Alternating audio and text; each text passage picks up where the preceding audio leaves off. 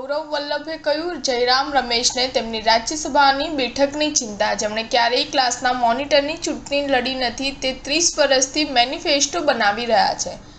ભાજપ નેતા ગૌરવ વલ્લભે કોંગ્રેસ નેતા જયરામ રમેશનું નામ લીધા વિના તેમના પર નિશાન સાધ્યું હતું.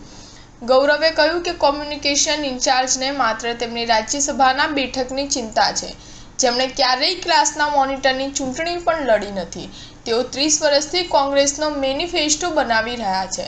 કોંગ્રેસ પાર્ટીમાંથી રાજીનામું આપીને 4 એપ્રિલે ભાજપમાં જોડનાર ગૌરવ વલ્લભે કહ્યું કે જ્યારે હું કોલેજમાં હતો ત્યારે તેઓ પ્રવક્તા તરીકે ટીવી પર પાર્ટીનો બચાવ કરતા હતા.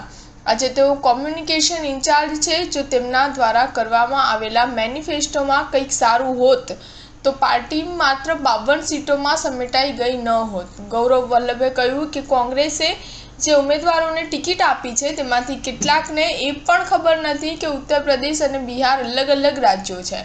તેઓ મૂંઝવણમાં મુકાઈ જાય છે. આ જોતો પાર્ટીનું લેવલ છે. મને લાગ્યું કે કોંગ્રેસ નવા નેતાઓ અને નવા વિચારોને પ્રાધાન્ય આપશે.